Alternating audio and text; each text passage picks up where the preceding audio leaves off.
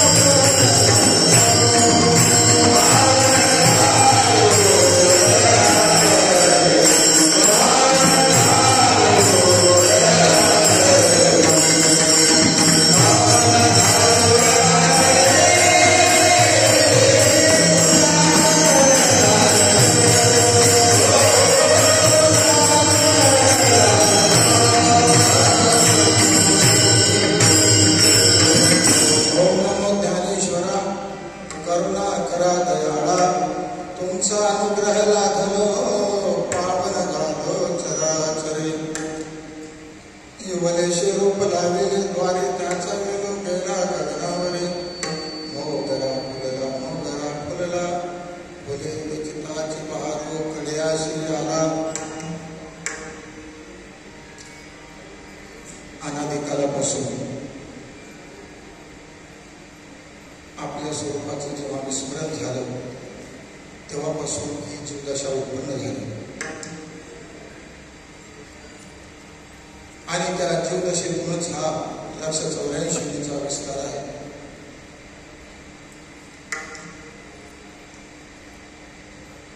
जीव हे परमात्म्याचं स्वरूप असल्यामुळे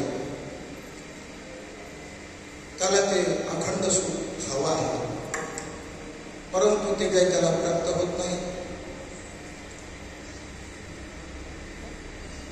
आणि हा 184 फिरत असताना त्या विषयाशी या देहाशी तादात्म्य त्यांनी केल्यामुळे नको नको ते दुःख त्याला भोगावं लागते. दुःख निवृत्तीचे लाख उपाय तो करतोय, परंतु त्याच्यातून दुःख निवृत्त नव्हता, आणखीन प्रवृत्ती वाढत झाली. ज्याप्रमाणे सूर्य मावळावा आणि अंधार पडावा, कारण प्रकाशाच्या अभावामध्येच अंधार असतो, तसं ज्ञानाच्या अभावामध्येच हे अज्ञान निर्माण झालेले आहे.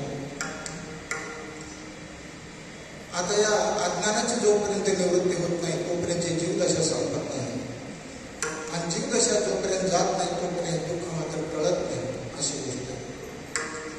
म्हणून परमार्थामध्ये जीव अनेक प्रकारचे उपाय करतात, प्रापंचिक तर करतातच नाही का, भाड्या घोड्या गाड्या वगैरे तर करतात. म्हणजे भौतिक ऐश्वर्य ज्याला म्हणतात, विषय संपादन करतात, ऐश्वर्य भोगायचा प्रयत्न करतात, त्याच्यासाठी रात्रंदिवस मरतात. आता काय थोडस विचार येतो त्याच्यामुळे ते याचा उपाय करत नाही, पण हे बाकीचे परमार्थिक उपाय जप योग यागादी हे पुष्कळ साधनं करतात, तरी सुद्धा दुःख काही टळत नाही. याचं कारण वर्ण चुकलेलं आहे. ज्याप्रमाणे संपूर्ण जर अंधार द्यायचा असेल तर त्याला जसं सूर्यच उगवला पाहिजे, त्याप्रमाणे ज्याच्यामुळे म्हणजे ज्या विस्मरणामुळे अज्ञानामुळे आपल्याला दुःख भोगायची पर्याय आहे, तर ते अज्ञानच निवृत्त झालं पाहिजे, तरच आपल्या इच्छित आपल्याला प्राप्त होणार. आता एक तर जीवाला आपल्याला अज्ञान हेच कळत नाही, बहुतांशी वर्ग. आता काहींना कळलं तर ते बाकीचे उपाय करतात, शास्त्रात त्याचं पठण पाठन करतात, आणि त्यांना समजतं याच्यातून आपलं अज्ञान निवृत्त होईल, आणि ते जगालाही सांगतात. परंतु असा अनुभव येतो विचित्र की खऱ्या अर्थाने त्याला त्याची सुद्धा अज्ञानाची निवृत्ती झालेली. सकळ शास्त्र पडिनले, सकळ शास्त्र पडिनले,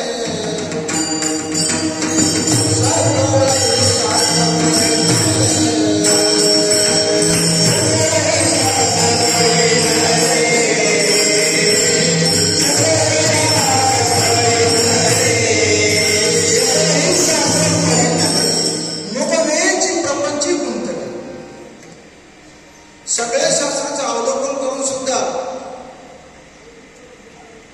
या प्रपंचातून ते म्हणजे संसारातून बाजूला होत नाही. जन कैशी माया भरले, आपले हित आपण चुकले, माऊली म्हणतात. म्हणून म्हटलेलं आहे,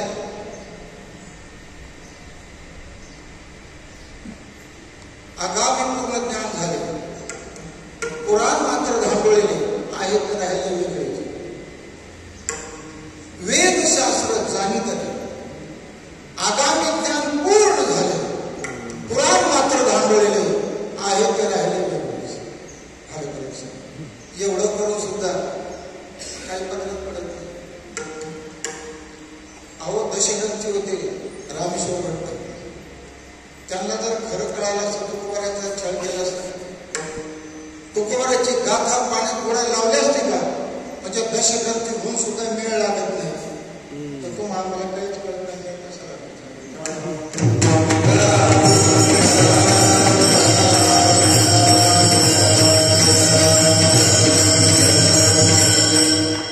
नेमकं दुःखाला कारण जे अज्ञान आहे ना ते नेमकंच कळत नाही. आणि ज्याला नेमकं कळतं तो सद्गुरूकडे येतो, प्रार्थना करतो. ज्ञानमूल हरण जन्म कर्म निवारण ज्ञान वैराग्य सिद्धर्थम विचारण पादोदकम पिबेल. त्यावेळेला पार्वतीला सांगतात भगवान शंकर, पार्वती ज्या वेळेला आपल्या अज्ञानाची अज्ञानकारी सगळं दुःख आहे त्याची जाणीव होते तेव्हा तो सद्गुरूकडे एकच प्रार्थना करतो, हे सगळ्या दुःखाला कारण म्हणून या अज्ञानाने त्याची निवृत्ती करा. त्याची निवृत्ती ज्ञानाने होते म्हणून मला ते ज्ञान सांगा. अर्थात ज्ञान घासण्यासाठी जे वैराग्य आहे ते माझ्या ठिकाणी उत्पन्न करण्याकरता मला शरण आलेलं आहे. आलं लक्षात? म्हणजे थोडक्यामध्ये अज्ञानाची जाणीव झाली पाहिजे असा. अर्थात ज्यावेळेला अशी जाणीव होते त्यावेळेस सद्गुरू काय करतात, आलेल्या शरणागताला ज्ञान सांगतात. दुसरे उपाय सांगत नाही. दुसरे जर उपाय सांगितले मैसर सांगायच्या पुढत्याच्या माथी पाषाण ते असे कारक म्हणे कोण आधीच बुडतोय आणि त्याच्या डोक्यावर दगड बाळा बोला. त्याला कारक म्हणता येईल का? नाही म्हणता येईल. त्याप्रमाणे आधी जे या कर्मामध्ये गुंतलेले आहेत आणि आसक्तीने आणखी संचित वाढवून वायाला चाललेले आहेत, आता त्याला महत्वाचं म्हणजे अज्ञान निवृत्ती करतात. ज्ञानाची गरज आहे म्हणून ते काय करतात, ज्ञानच सांगतात. आलं लक्षात? आणि ही जीवदशा त्याच्याशिवाय दूर नाही. अहो ही जीवदशा, या जीवदशेने किती दुःख आहे. हिंडता गावाने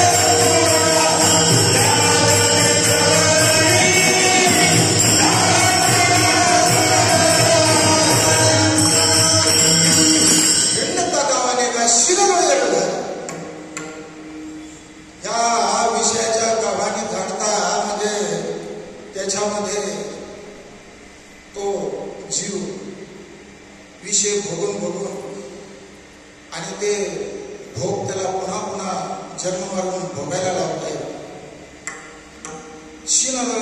न मिळेची दाता कोणी खऱ्या अर्थाने हे दान देऊन मला या संसार दुःखातून सोडवणारा न मिळेची दाता जन्म दुःख निर्वाह हे जन्म संसाराचं दुःख निवृत्त करणारा दाता कोणी मिळालेले नाही.